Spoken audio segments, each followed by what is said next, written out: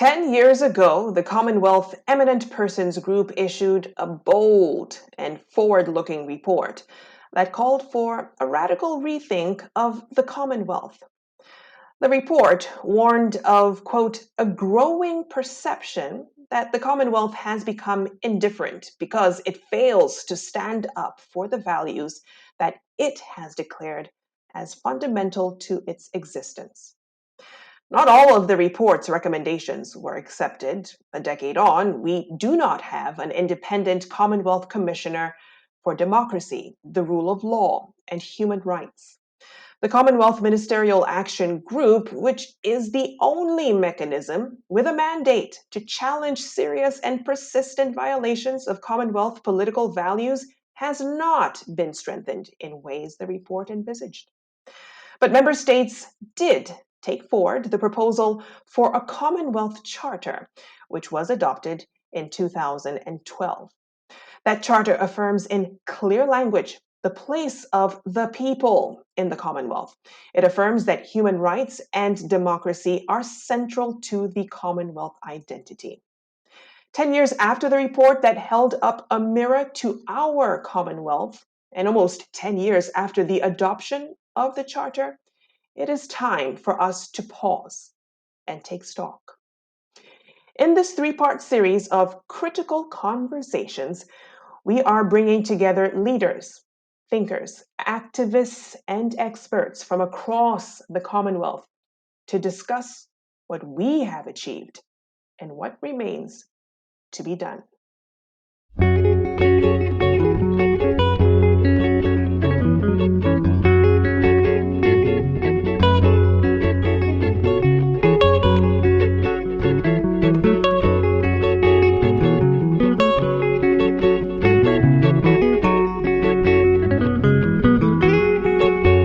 In this first episode, we are going to tackle the big question of what it means to be a citizen of the Commonwealth. Indeed, what should Commonwealth citizenship mean?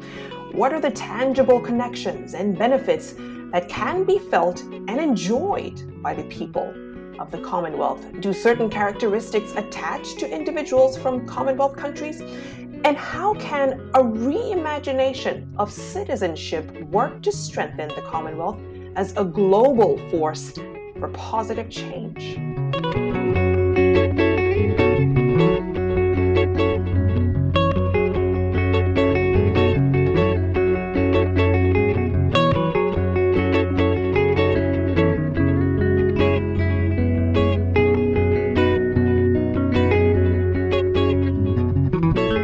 My name is Victoria Rubadiri, and I'm a broadcast journalist from Nairobi, Kenya, currently on loan to London.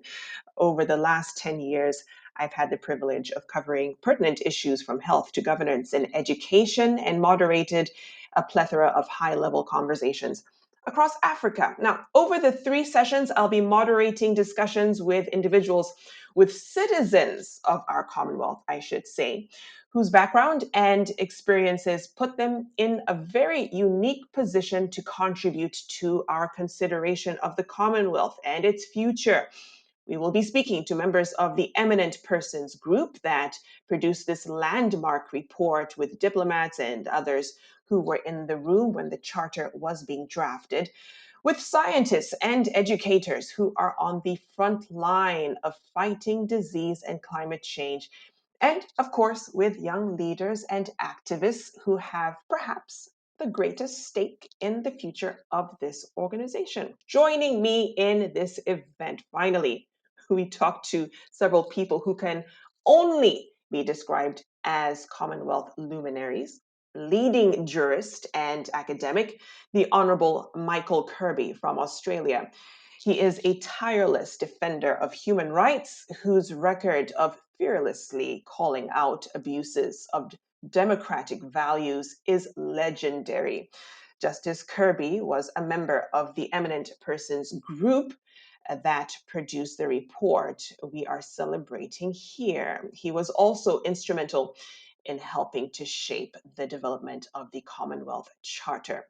Analyst, researcher, and fellow of the Royal Commonwealth Society, Nondumiso Ndlovu, from Eswatini. Noni received the Queen's Young Leader Award from Her Majesty Queen Elizabeth II for her contribution in leadership and social impact. She was selected by the World Economic Forum as a founding curator and director of Global Shapers Community, Mbambane, a network of young people driving dialogue, action, and change. We'll also be hearing from Samuel Kavuma from Uganda, who was the youth representative to the Eminent Persons Group. Samuel currently works as a liaison officer at the Parliament of Uganda.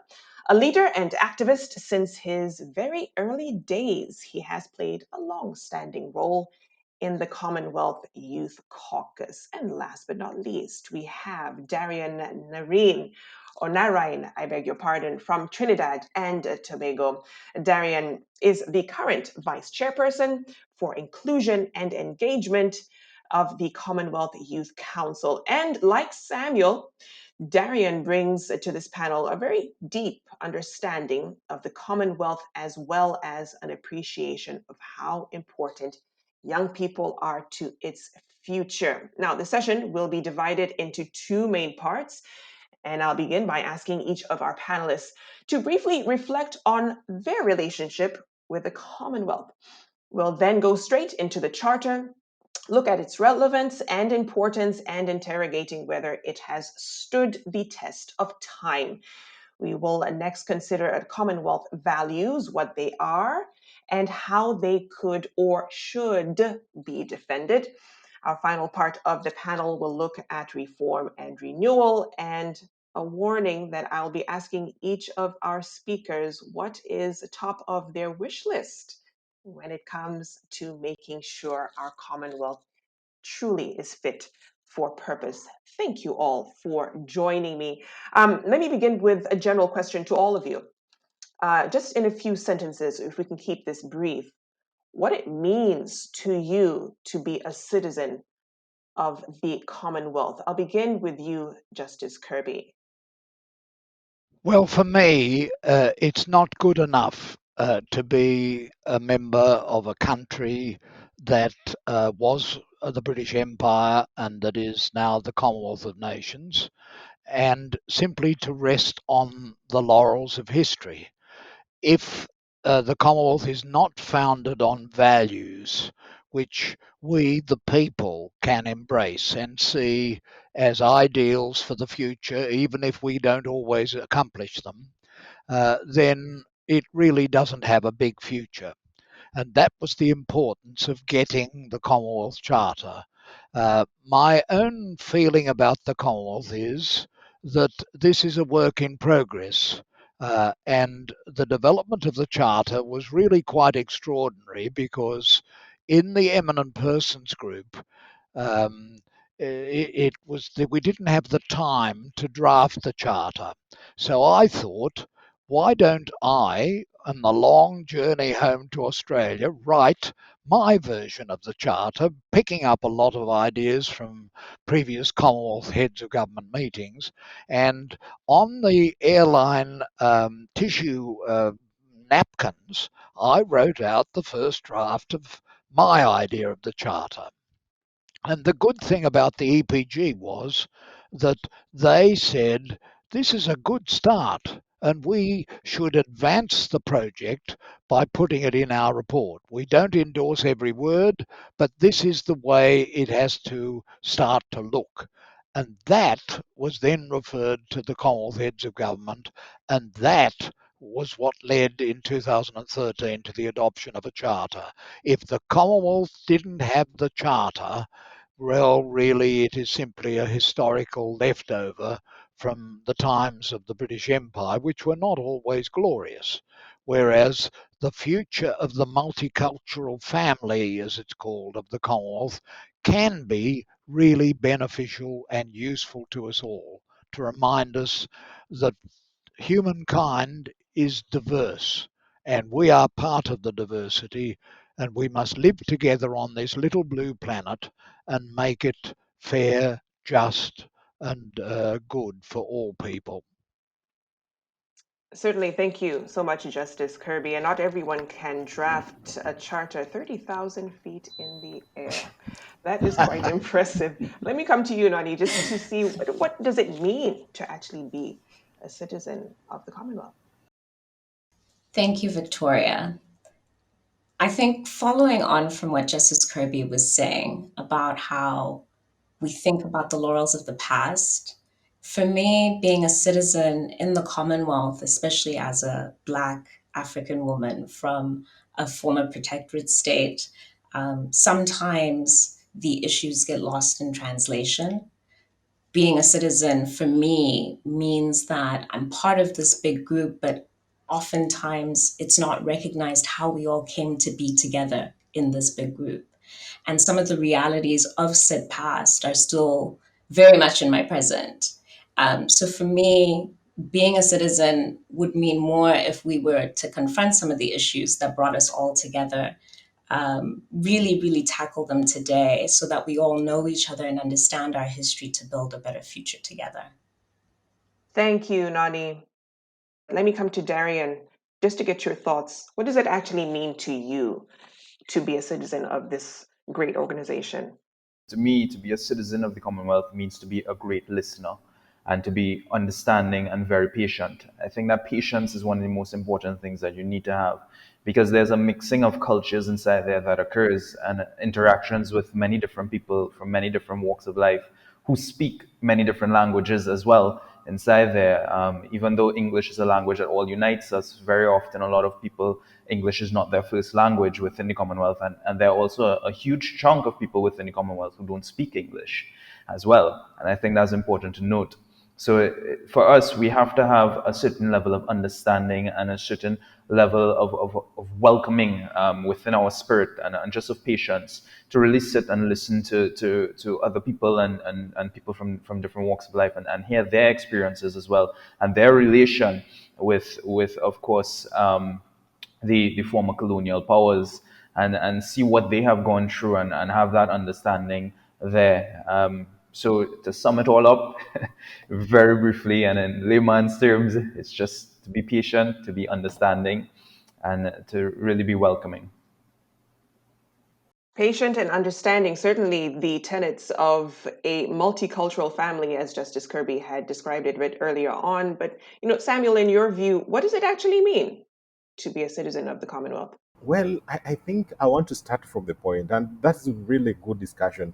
A common citizen, what does it mean? And I mean, for us, I think we need to be very bold here and be very open on some of these issues. I mean, a citizen, who is a citizen, first of all? I mean, when you talk about citizenship, you're talking about a relationship between the individuals and if it is a state, but now we are looking at as a commonwealth, as a family, what is that relationship that everyone is actually talking about? And if you look at even in our discussion, this formed one of the core of the discussion during the time of the EPG in most of the meetings. And we looked at saying we need an institution. For the institution to have that relationship with the individuals, it needs to stop being an institution which is more of an intergovernmental institution, an institution that comes is always ends up in boardrooms, in conference room, and looking at how to connect with the people of the Commonwealth. How do you connect with the citizens? And actually, this is one of the issues. That's why even we look at the title of the report. This is what we looked at in most cases. We are looking at what does it mean? Is it only what we are seeing about the quiet diplomacy kind of dialogues which we are having in the Commonwealth, or we are looking at an institution that can speak for its own citizens? That's what we talk about. That's what builds a relationship with someone talk about citizenship. And I think it's a dialogue, it's a conversation we are really talking about, and also the institution that understand the citizens, the people itself. I mean, it has been in place now, it's more than 60 years. I mean, look at the huge portion of it. We are being young people. Do you even understand? Does institution even understand the kind of citizens we're talking about who are in the Commonwealth? So I think this is one of the issues, critical issues that actually need to come out in dialogue and in discussion. And this is some of the debate which we actually had in some of those meetings with a team of very outstanding people which we had in the APG. And actually, this can be very clear even when you look at the 106 recommendations that we came up with. Thank you. Thank you, Samuel. So moving it away from the boardroom affairs and high-level discussions to actually being felt on the ground and the citizens who live in these Commonwealth countries. Let me segue to you, Justice Kirby, just to get your thoughts on what makes the Commonwealth unique. You know, there are many other intergovernmental organizations globally that have huge profiles. The Commonwealth, do you feel it has things that would give it characteristics that differentiate it from other organizations like the UN, like the EU or the African Union, for instance? When on the past, particular countries have been thrown out of the Commonwealth because of action which was not acceptable to the values of the Commonwealth. Take apartheid South Africa. It was effectively removed from the Commonwealth. They're generally all very keen to get back in. And why is that? Because this is a group of nations that are not there just because they're nations, but because their people have many things in common: language, law, traditions, the way they do things, the way they write, literature, art, and all the cultural items, even religion, which is often so divisive, can be something that is shared within many of the Commonwealth countries. So I think these are the features that explain why the Commonwealth is still unique, but it needs strengthening with an appreciation of the core and essential values.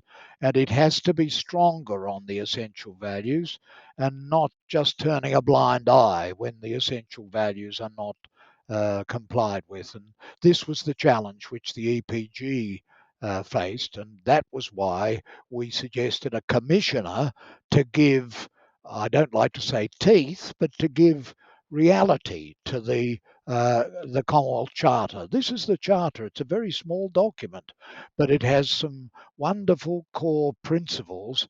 And unless the Commonwealth has principles which it sticks to and will uphold by strong action, then it won't survive. It's got to have a core that is a real uniting factor, and hence the importance of the Charter and the need for a commissioner.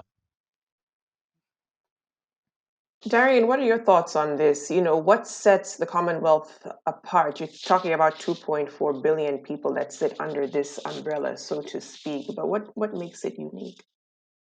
You know, there's a running joke that people normally say within the Commonwealth, and that's that we were all once under colonial rule at a point in time. Of course, not in recent years. We've had countries like Rwanda join in the Commonwealth, but prior. And you know, people say that that is sometimes the most common thing that countries have in the Commonwealth. Um, you know, and it's a sad reality that sometimes those are the sentiments that are echoed. It just means that we have a lot of work to do, generally, you know, and Justice Kirby was speaking to many of it there in his presentation, and in his answering of the question. But it just shows that sometimes, with regards to the Commonwealth, we have a lot of different people who view the Commonwealth in many different ways, and sometimes there's not a unified voice that comes forward. As well, another thing that a lot of people tend to criticize about the Commonwealth itself is that it can be a very an organization that is very much in the high ups, and not so much on the grassroots level, and that there's a lot of exclusion of grassroots people as well, in policy making, in decision making, and and I believe Samuel was alluding to that early on as well, and that becomes a major concern inside there. So I think for me, you know, there's still a lot of work that needs to be done, and a lot of footwork that needs to be done as well. I'm just happy that we've gotten started, that we've started the conversations, that the charter was at least established, and that we have something that we can build on. And as Justice Kirby was saying earlier, that we can put some teeth to as well. So that's my idea, or where I'm at the moment. No, thanks for that, Darian. And we need to move and into the charter segment of this conversation and its relevance and importance. Justice Kirby, the charter set out values and ideals for the Commonwealth, which you mentioned a bit earlier on. But what does or should that actually mean to the people of the Commonwealth? You just heard Darian say that many times it can feel very exclusive to a certain cadre, of individuals within the Commonwealth. But what does that actually mean to the citizens? Well, I suppose I would be an example of the higher ups because I was the judge of the final court of Australia. So I'm sort of used to that, but my heart is with the people. And I think the spirit of the charter is to try to give the people's voice bigger influence on affairs. And we know from bills of rights and other constitutional provisions, sometimes in our own countries, these are honoured in the breach rather than in the observance. But the Charter does collect a lot of ideas that were percolating in the Commonwealth heads of government meetings over about 30 or 40 years when the EPG came along. So it's a sort of distillation of the key ideas that had been percolating in this strange yet wonderful organisation of the Commonwealth of Nations. And so there they are: democracy, human rights, international peace and security, freedom of information, tolerance and understanding, the separation of powers in our governmental structures, and gender, younger people, all these great principles. And sometimes they can find teeth. Now, there was one Commonwealth country, a country which I had a connection with, Malawi. Malawi invited me to be co-chair of their constitutional conference when they moved from a single party state to multi-party democracy. So I've been following Malawi for a long while.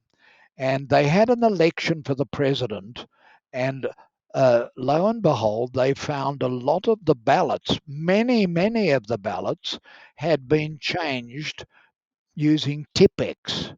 This is the liquid paper that allows you to supervene over the written document, and that had been used. And it didn't take a brilliant technologist to say, well, this ballot and all these other ballots have been interfered with, and the principle of democracy is completely undermined if you can't trust the ballots in an election. And the courts of Malawi, the Supreme Court of Appeal, upheld a challenge by civil society. And there was a great fear of the safety of the judges and other things, but the people were supportive of the decision of the court. And many times there was reference to the Commonwealth Charter. The Commonwealth should speak up on this. The other countries should give help. And here was a principle, it's actually the very first principle in the Charter: democracy. And what does it mean? And that was a really good practical illustration of subversion of democracy. And the Commonwealth Charter was an argument that the people and civil society could grasp and go forward and insist that the Commonwealth should ensure the peaceful transition, and that is what happened. So these things can have value and they can become useful to civil society, and that was why the EPG recommended that there be a charter, but it also recommended a commissioner to give it functionality.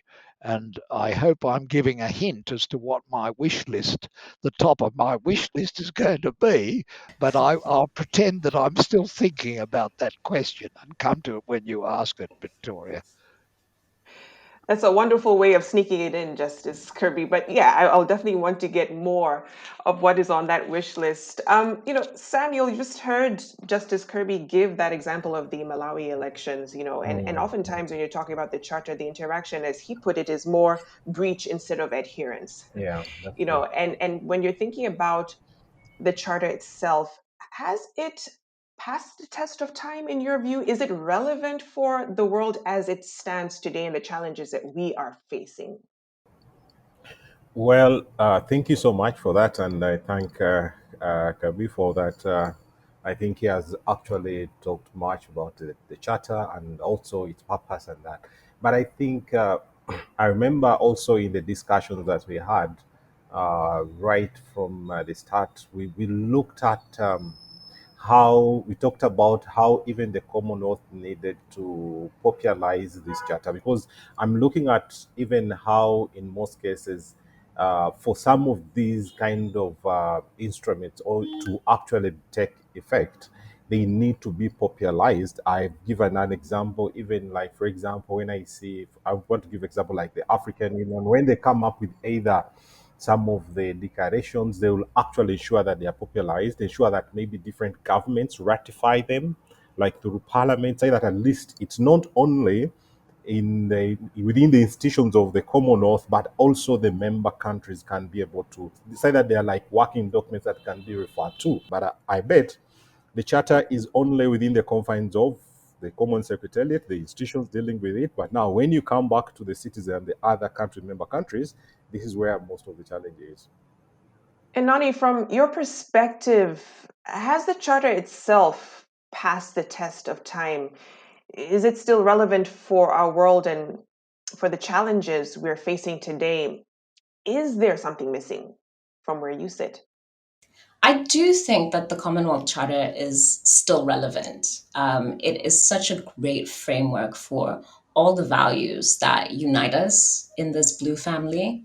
I do think, though, as times have passed, that we do need to push a few things forward. I think that would be the one thing that I would say, that issues of gender are still very binary. Issues of the environment aren't as pronounced as they need to be, given all the realities that we're dealing with today. So that's something that I would address. Darian, let me bring you in here. When it comes to the work that you do around the Commonwealth, how useful has the charter been, in terms of interacting with the youth and bringing on qualities such as inclusion? How useful has it been in strengthening the Commonwealth connection and its identity, in your view? Yes, so I think that the charter is actually a great way to start, actually, in a lot of conversations and in a lot of ways in which we approach our work on the ground as well. Because what it gives us, it gives us a framework to sort of organize ourselves with. These are also common ideas and concepts and ideologies that seem to be the thread holding the Commonwealth together as well, or at least should be. It should be the utopia that we essentially aim for. But as was mentioned several times before, sometimes there's more breach than adherence. But nevertheless, I think that it's a good start. But there are still some areas where you would like some additions to take place. I mean, and I will bring this up with every single Commonwealth engagement that I attend as well. But reparations is now a big one on the table. So how does that now fit into a Commonwealth Charter? And then when we're also speaking about things like democracy, one of the things that often comes up within conversations with many of the young people is how can we be talking democracy, but but England has been the head of the Commonwealth for how many half a years? Are we not going to go on a rotation basis where different countries now move towards being the head of the Commonwealth or people being elected there? Should Queen really still be the head of the Commonwealth? These are conversations that are being had, sorry, and that I think that are very important inside there as well. So even though we have a great framework, sometimes within even the execution or the way in which it's carried out, or the way in which we approach the charter within the Commonwealth itself as a whole, there are little areas of just confusion, and where people are beginning to ask a lot of questions as well, and almost challenging certain aspects as well, because it's what we're aspiring to, it's what we want, it's what we need. A lot of these different values inside there, but is it the reality, and is it being properly reflected across the Commonwealth? So it's a walk. I guess we're taking a walk, and a lot of conversations being had, and a lot of challenges coming forth. Justice Kirby, I have to get your thoughts on this. Though I can see Samuel has something he wants to kind of contribute before I segue very quickly, Samuel. Thank you so much. I think this is just in line with the previous question which you had asked Kirby about the uniqueness of the institution of the Commonwealth, because we don't have any institution that exists which its membership is based on the values and principles, and with a free association based on that.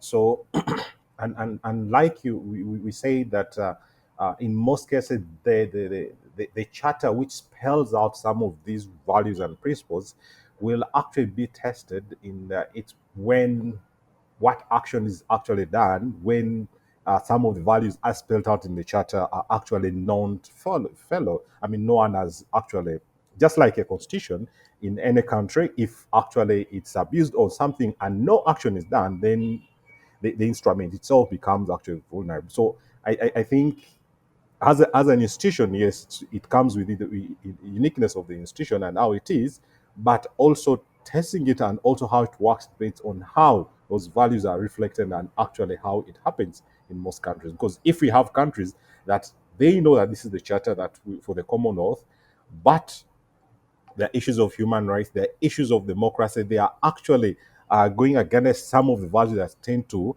actually, and no action is taken, then that makes the value, the charter not actually being of value, just like any other constitution or any instrument. And keeping on that point on how the values are reflected, Justice Kirby, it may be fair to say that the Commonwealth has a mixed record in defending its values. We can point to the role it took in fighting apartheid, and the firm action against several member states in a few extreme cases. But critics might argue that, there's been very little consistency. What does this say to the credibility of, the Commonwealth defending its values? You can say the same about our home constitutions and about our compliance with the great principles of universal human rights. This is a journey we're on, and in my lifetime, I've seen a lot of progress. Not enough progress, but I've seen progress. Now, take one matter that I mentioned repeatedly in the eminent persons group, which is a matter that affects me, and that is the issue of LGBT rights. I myself discovered when I was a young boy that I was gay. It is no big deal. It is a small proportion of humanity, and to have prejudice against people on the basis of their sexuality is as ignorant as having it on the basis of their skin color or their race. But the Commonwealth is a multiple offender on this principle. Many of the Commonwealth countries still have the old British law that they received in colonial times, which criminalises people for their sexual orientation and gender identity. And this is something that needs to change. If you look at the Charter, it says we are implacably opposed to all forms of discrimination, whether rooted in gender, race, colour, creed, political belief, or other grounds. So that definitely includes sexuality. And it's a tricky issue, it's a controversial issue. Many of the countries of the Commonwealth don't really like it being raised, but we need to find a dialogue on this. And this is where civil society and young people come in. Many young people don't have any real big problem on this issue, and the politicians sometimes do. So that is another thing on my wish list, Victoria. And if you give me a moment, I'd say I'd also add the issue that is very relevant at the moment of the COVID vaccine. You know, the people in the richer countries are all getting their double shot and now talking about the third shot.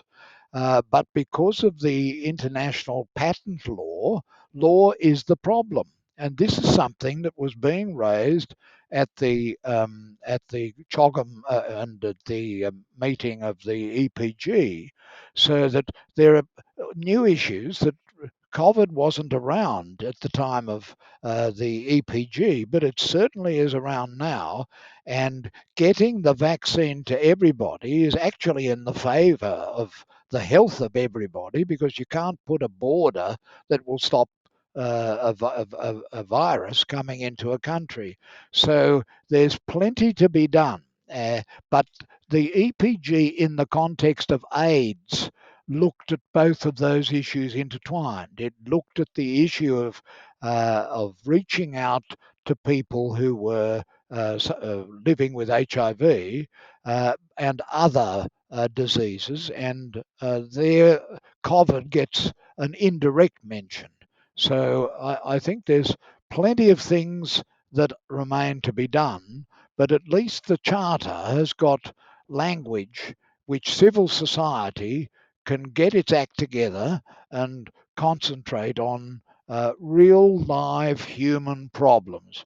If you're a gay person and you're being persecuted and criminalized and you can't tell your parents and so on, it's a very hard life. And this is something where I hope the Charter will become an instrument for individual action of the kind that Mahatma Gandhi and Nelson Mandela gave in earlier decades. We need those activists in the Commonwealth today.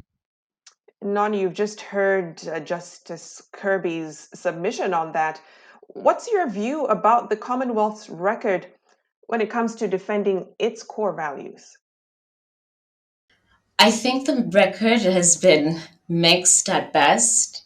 I think that when we have a conversation about the Commonwealth, it is still at a higher level.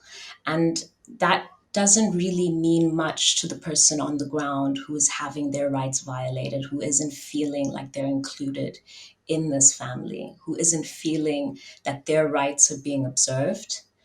So, from that perspective, especially since if we have all signed on as member states to protect and defend certain ideals, certain core values, and those are being violated, and no one is being held accountable for this, it's a big issue. It's a big issue. Obviously, coming from the Kingdom of Eswatini, at the moment, at this time, we've been experiencing unrest. And of course, the statement has come in.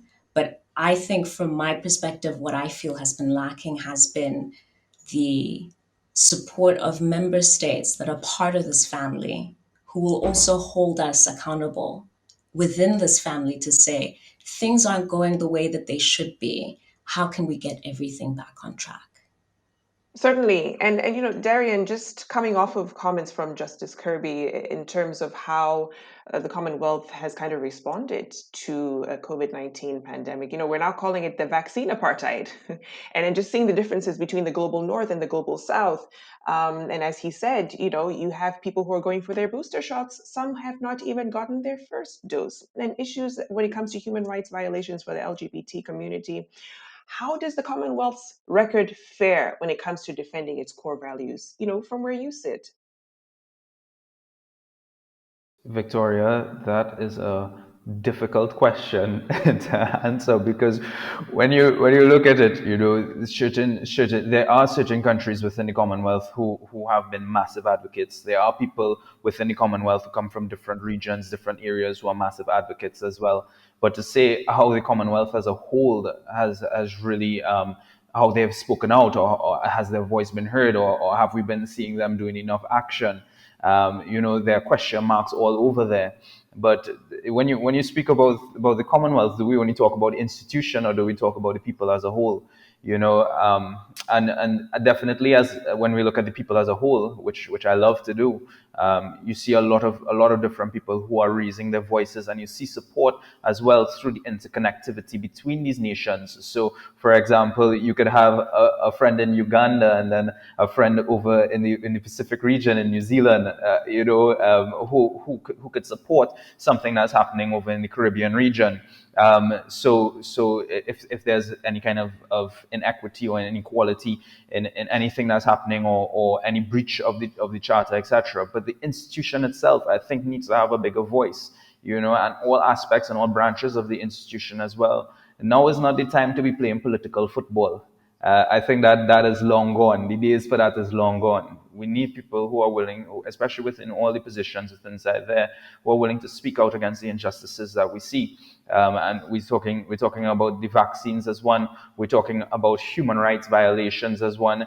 I couldn't imagine if Justice Kirby was persecuted because of his sexual orientation, we would have never had the charter. He would have never gotten the opportunity to write that out there, and to put forward something, and other people now getting the opportunity to as well build on that.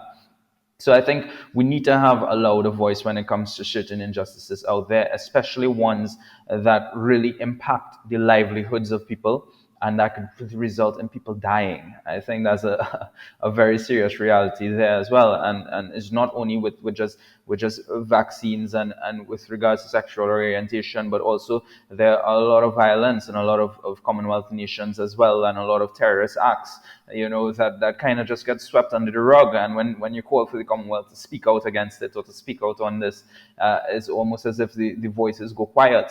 And I think that is very dangerous. So I echo the sentiments of Justice Kirby there, where he spoke about the importance of civil society organizations as well, because what we need right now is some level of transparency and accountability.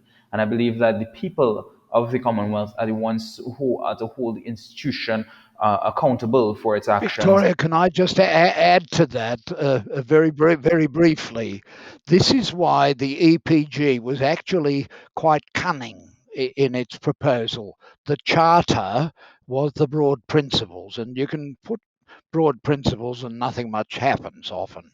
But creating the commissioner, you see, the Secretary General of the Commonwealth functionally is somebody who's appointed by the heads of government and has to work with the heads of government and dealing with the governments. But a commissioner, like the United Nations Commissioner for Human Rights, they can be a burr under the saddle. They can be polite, they can be persuasive, they can go to universities, they can get supporters, and they can become a stimulus to action in the too hard basket, in the tricky issues, the hot potatoes, as we sometimes call them. And this is why it was very important to get not only the charter, which was good, but also get a commissioner who would stir things up a bit. The Commonwealth is a bit of a sleepy hollow, and we've got to stir it up a bit. And that will mean women, and it'll mean young people like Samuel, and it'll mean people who have different points of view, and it may even include one or two gay people. Stir things up, because that's how you make progress in human kindness and human rights and human dignity, which we all as human beings yearn for.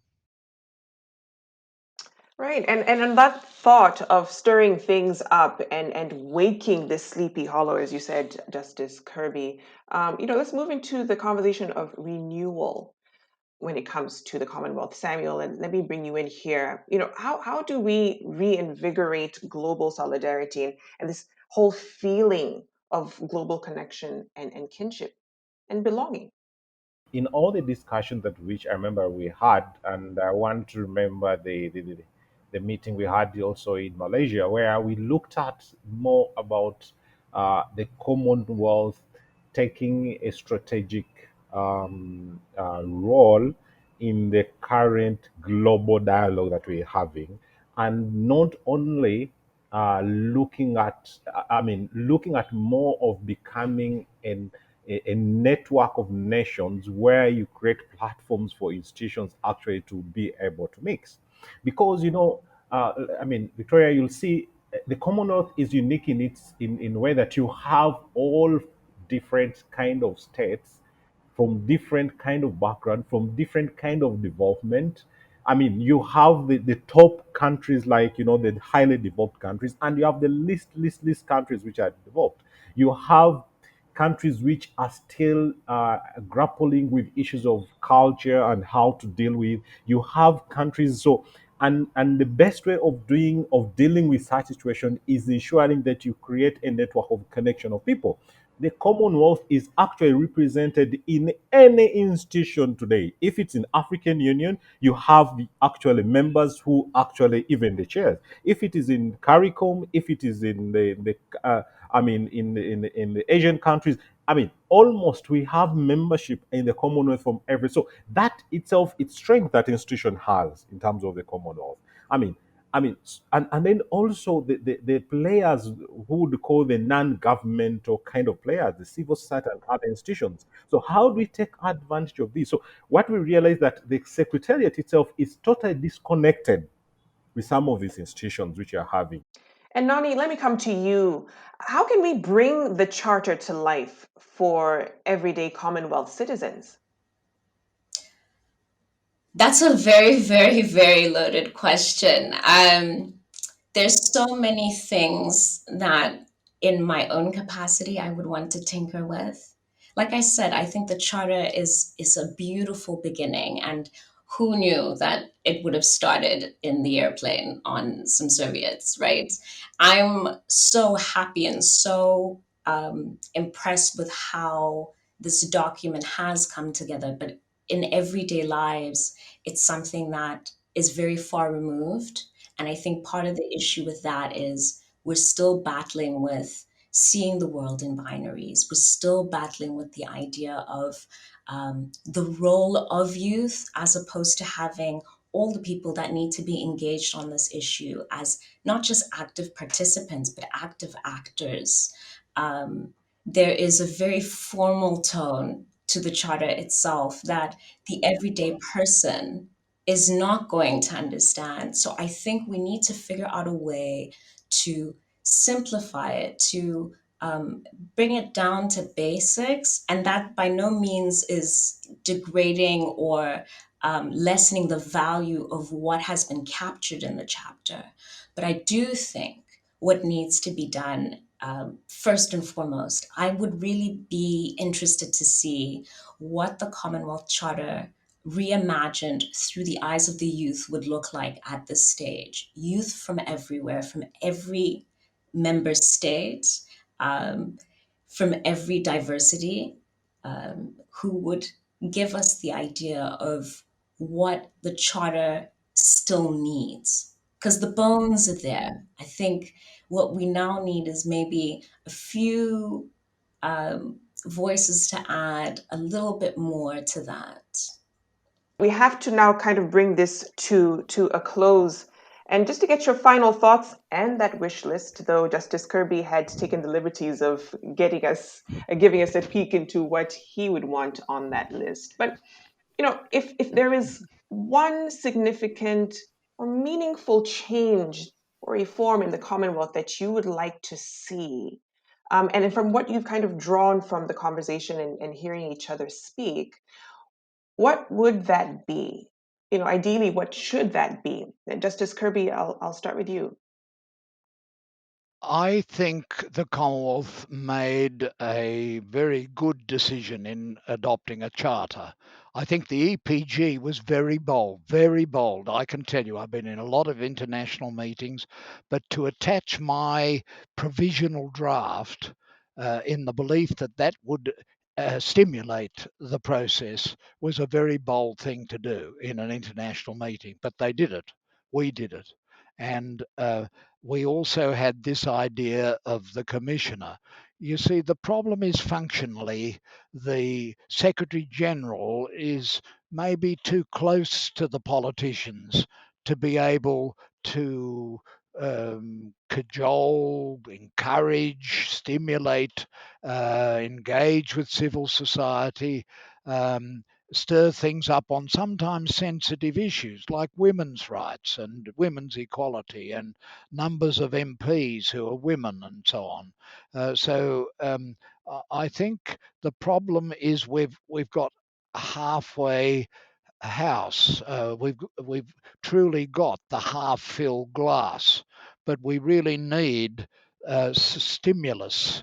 And I'm not saying that solves all the problems of the Commonwealth, but we've got to cling on to this link that history gave us, uh, and that we can make something truly valuable so that we can meet as colleagues, friends, in professional, in civil life, and in ordinary activities, and encourage each other to think differently.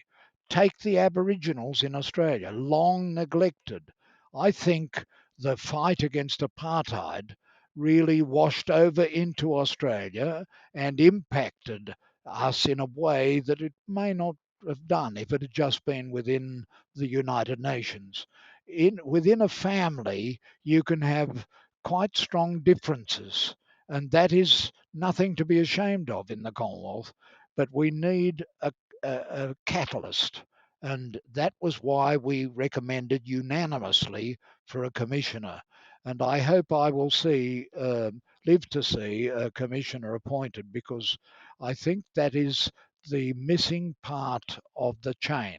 And I hope it will come quickly and be effective. And as we all know, a lot depends on the person, she or he, who is appointed to fulfill with idealism, but realism and looking to the future. Certainly, and I hope that kind of optimism that Justice Kirby has just exuded, that the glass is indeed half full. There's a lot more that can be done. Darian, from your perspective, what needs to be done? What should be done? As we move forward to see that reform in the Commonwealth, and just a bit of your wish list as well. A sure thing. With Christmas quickly approaching, these are the presents that I hope to see, under the tree. One, and I think this echoes the sentiments of Justice Kirby here, and also Samuel and Noni as well. That would be stronger accountability overall. I think that that's very important. We need stronger accountability from civil society organizations, and just generally, we need stronger accountability from the people themselves. I think one of the things I've noticed is sometimes there's this apathy to really speak up and speak out, and I think that's very dangerous. This kind of disconnection from the political reality. And especially with young people, I think that we need to reconnect there. Secondly, and I will just continue to raise it, every single time, and I know that it sometimes opens up a can of worms, but just conversations around reparations as well. I think that it's important that they be had. There are a lot of different groups of people who have been impacted in many different ways, and even within the Caribbean region, whenever slavery and indentureship is raised, is sometimes just swept under the rug. And I think that too. And indigenous people in Australia. And indigenous people. I mean, this is you take away their rights to land, and then you wonder why are they so poor? Why are they lost out on education, health, and so on? I mean, it's everywhere, and justice requires money. It's connected with compensation that will make people truly equal as citizens of the Commonwealth. And I'm glad you raised that there, Justice Kirby, as well, because I think it ties into my last present under the tree, essentially, and that's around economic growth. I actually think that one of the immediate ways that you could see some kind of justice coming forward is through stronger trade policy.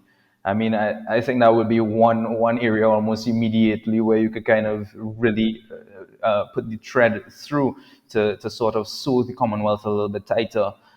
Stronger trade policy is something I would table almost immediately, and that could really help boost a lot of economic growth for a lot of countries across the Commonwealth as well. And so a reflection upon that, I think, would be fantastic. So those are my three items on my wish list, and maybe fourthly, just a little bit more love. You know, we just need more love. Not to be cliche, but I think that we do need it. We need to approach the conversations from a place of love as well, so that we are open to both sides, and to really hearing out everyone equally and properly in the process as well. And Noni, how about you? Could you tell us what would be on your wish list? Absolutely. The wish list is long, so I'm going to try and prioritize what I'd like to see within the Commonwealth. One of the things that has stuck out is the fact that as a Commonwealth, we represent about a third of the world's population, and the majority of these are the youth. And when you look at all the things that have been captured, we still yet to really realize what the future is going to look like and how we're going to get there. So my wish list, I'm going to try and summarize it. My first thing would be just on an everyday level, you'd be shocked at how many people don't know that A, they belong to a Commonwealth state, and B, don't know of other people who belong to Commonwealth states. I think that was the gift of becoming a Queen's Young Leader, that I got to meet people, change makers from different countries who had the same ideals that I had, that were working tirelessly for their countries. So that would be the first thing, that on just a human level, we need to know each other. Then the second thing on my wish list definitely would be, we have to confront the past. It's easier to say, we're here, this is the here and now, let's make the best of what we have and build from there. But there's still a lot of pain and anger and mistrust and confusion around how we came to be this family. And like any other family, families have difficulties, but you have to work through them. So that would be the second thing. Then the third one would be really just a realization of the future through young eyes, through, different identities. Right now, if you read the charter, some would argue that it's a charter that was written for a specific group of people who sit as elites.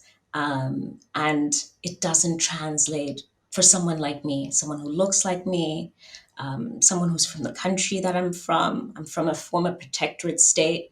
Some people don't know what that even means. And that doesn't have any impact on how they live their lives today, because they're less concerned about, we're a former protectorate. They're worried about the issues of today, the things that are really hitting hard, their human rights, economic, capabilities. And being part of the Commonwealth has to come to a place where it's more than just about trade. It's more than about education and sport. These are all very important things, but it has to translate in such a way that every one of us within this family says, I'm part of the Blue family, and this is what it means in my life. And these are the things that I add to it. And these are the things that it enhances in my life on an everyday basis. Thank you so much, Noni. And Samuel, I'm Yeah. curious to hear from you on what your wish list looks like.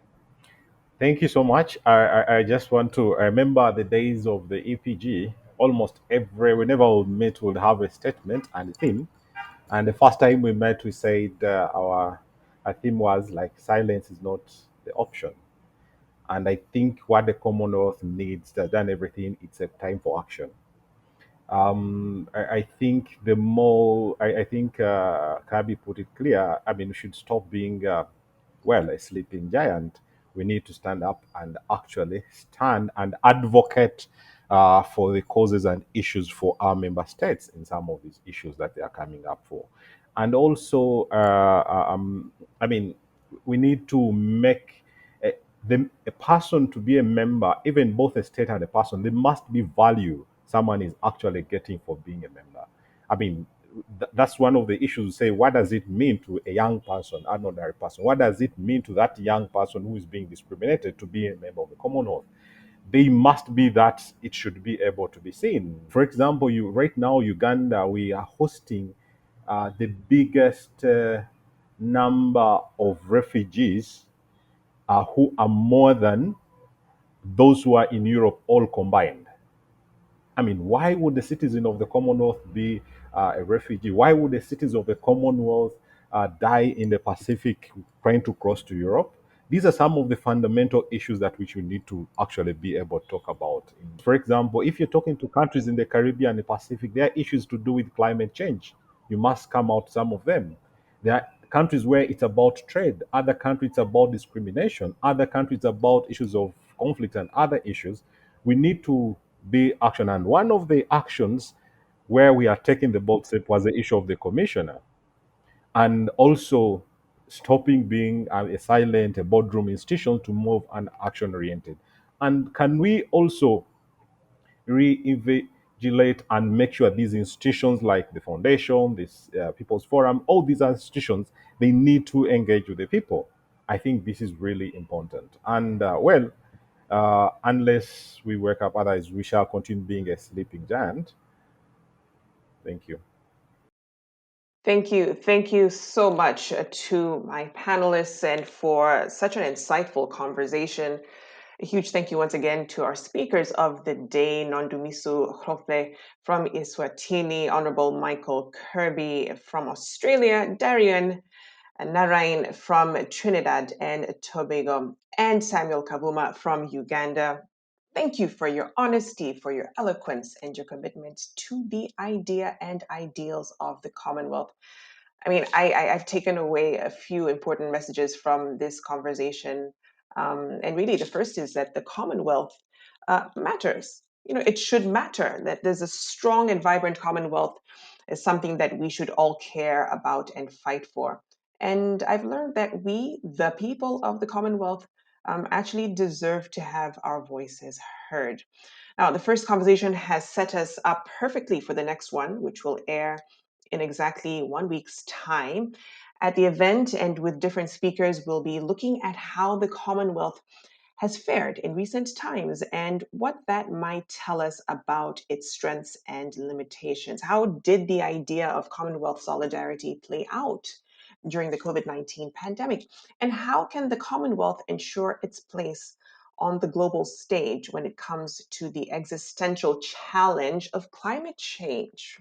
Now, for this panel, I will be joined by eminent New Zealand scientist Sir Peter Gluckman, president of the International Science Council, and Sir Ronald Sanders, another member of the Eminent Persons Group and Barbuda's ambassador to the US. So we will also be bringing in two extraordinary young activists and change makers, William Shoki from South Africa and Alicia Wallace from the Bahamas.